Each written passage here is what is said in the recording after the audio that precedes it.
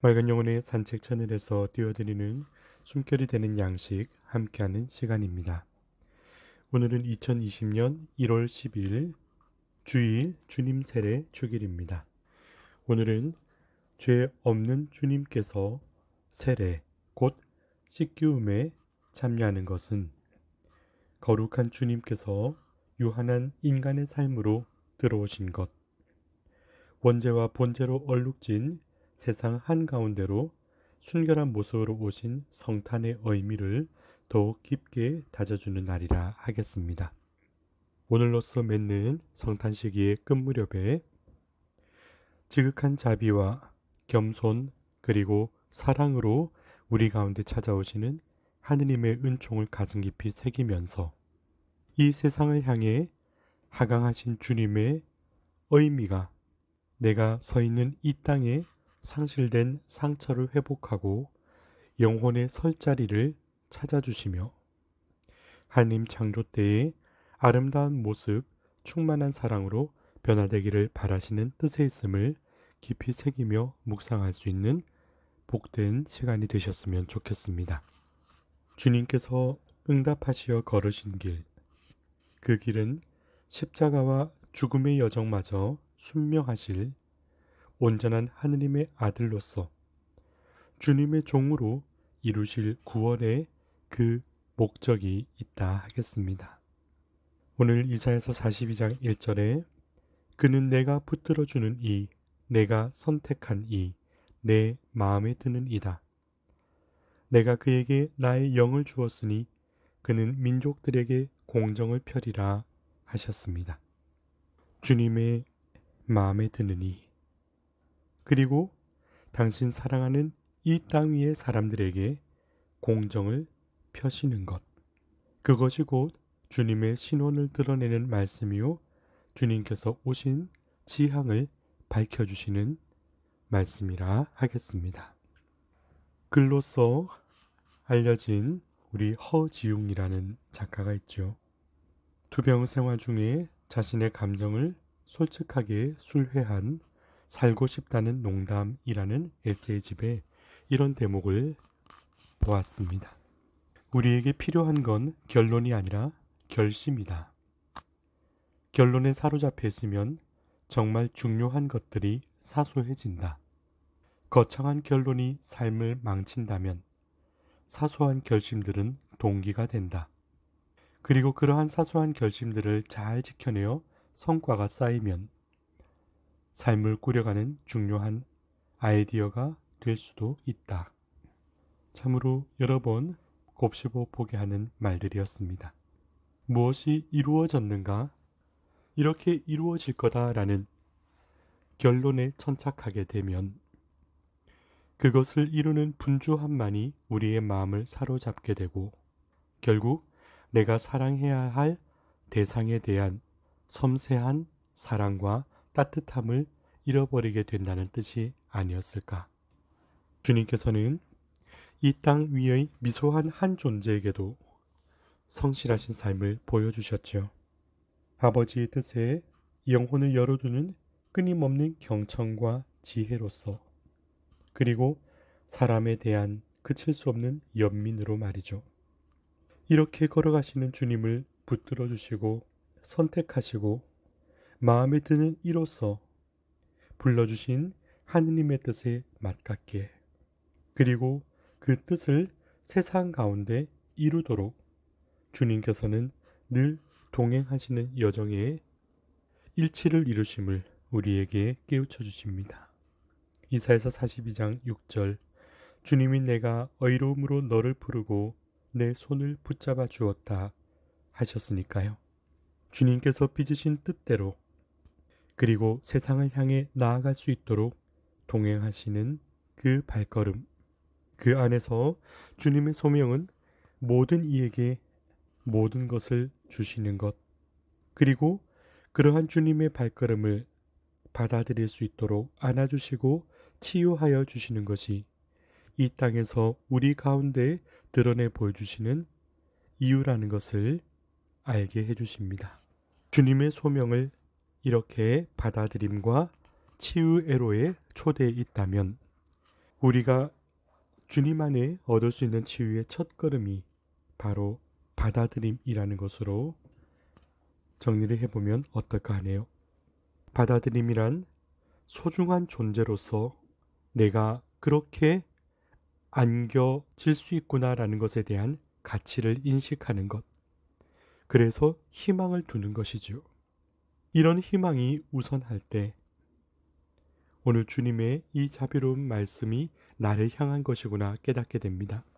사도행전 10장 34절부터 35절 사이 하느님께서는 사람을 차별하지 않으시고 어떤 민족에서건 당신을 경외하며 의로운 일을 하는 사람은 다 받아주십니다 하셨습니다.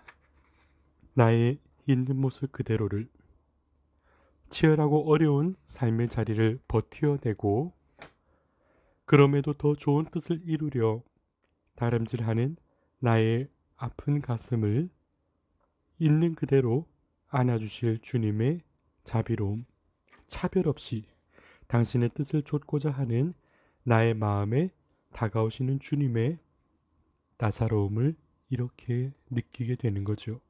내가 하느님 안에 복된 자녀로서 받아들여질 자격이 있다 느낄 때 진정한 치유가 이루어지는 것이죠. 사도행전 10장 38절 예수님께서 두루 다니시며 좋은 일을 하시고 악마에게 짓눌리는 이들을 모두 고쳐주셨습니다. 하느님께서 그분과 함께 계셨기 때문입니다. 했습니다. 모두 고쳐주시는 일. 그런데 그 모든 여정에 하느님께서 그분과 함께 하셨다 하십니다. 주님의 영으로 충만하여 흘러 넘침으로 내어줄 수 있는 일. 이 세상 한가운데 놓인 우리가 세상적 계획이나 청사진을 그려가는 것에 도움을 주는 것이 다가 아니라는 것. 빵만으로 살 수 없듯이 하느님의 말씀으로 살아가야 할 우리 마음 깊은 곳에 변화와 치유를 일깨우시는 주님의 사랑. 바로 그 안에서 하느님께서는 주님께 무엇을 하라 맡기셨는가 그 목적을 되돌아보게 됩니다. 오늘 말씀의 첫머리에서도 느꼈듯 주님께서 우리 가운데 오시는 건 바로 공정을 이루기 위해서이시죠. 참된 공정이란 보이는 것에 모아지는 것이 아닙니다. 물론 보이는 것은 소중하지만 보이지 않는 것을 목적으로 하는 수단과 도구에 불과한 것이죠. 나의 외적인 충만이나 환경적인 조건의 채워짐이 아니라 내 깊은 상처와 소외와 눈물에 얼룩진 멍자국을 닦아주시고 어루만져 주시는 것. 바로 그것이 주님께서 오신 이유이지요. 사도행전 3장에 이처럼 주님과 동행하였던 제자 베드로가 고통받는 이에게 손을 내밀며 내가 줄 수 있는 것은 이것입니다 하였을 때 바로 줄 수 있는 것이란 그의 억울함과 고통, 슬픔을 이해하고 교감하는 것, 가슴 깊은 응어리를 경청하는 것부터 시작되었던 것이죠. 이렇게 다른 이의 눈물과 고통을 다가서고 귀를 기울이는 것은 몸과 마음에 베었을 때 드러나는 몸짓입니다. 살아계신 주님의 사랑, 그 몸짓 가운데 영을 불어넣어 주는 것, 그래서 살아계신 주님이 여기 계시구나 하는 현존의 기쁨과 그대가 사랑받을 수 있는 존재라는 사랑받음의 체험을 통해 자신의 삶의 가치와 의미를 회복하는 것, 바로 이 몫을 다하도록 삼위일체의 일치 거룩한 은총 속에 주님이 이런 분이시구나, 이 일을 하러 오신 것이구나 하고 드러내는 것이 바로 세례의 신비입니다. 죄 없으신 분이 죄 있는 사람의 형상을 끌어안으시는 것, 무죄하신 당신께서 이런 나의 외로움과 가슴 깊은 곳에 고인 이해받고자 하는 갈망을 들으시려 우리 가운데 찾아오시고 우리 영혼에 교감하시려 죄인의 그 길마저 발걸음으로 수용하신다는 것. 바로 그처럼 비워진 가난과 겸손의 모습 속에 오늘 하느님께서는 아들 그리스도를 향하여 이런 말씀을 선포하십니다. 마르코복음 1장 11절. 너는 내가 사랑하는 아들, 내 마음에 드는 아들이다 하고 말이죠. 주님을 따르는 복된 신자로서의 우리의 발걸음도 내가 사랑해야 할 이들을 위하여 나의 모든 것을 비울 수 있는 그리스도를 따라 걸어가는 길에 저 먼 발치의 결론이 아니라 내가 부대끼며 살아가는 이 삶 속에서 만나는 이들에게 주님께서 붙들어 주시고 선택하시어 마음에 드는 이들로 살아갈 몫에 동참할 수 있는 지혜로움을 얻었으면 좋겠습니다. 맑은 영혼의 산책 채널에서 띄워드리는 숨결이 되는 양식이 주님 친히 불러주신 나의 삶을 거룩한 사랑의 향기로 물들이는데 작은 도움이 되어드렸으면 좋겠습니다.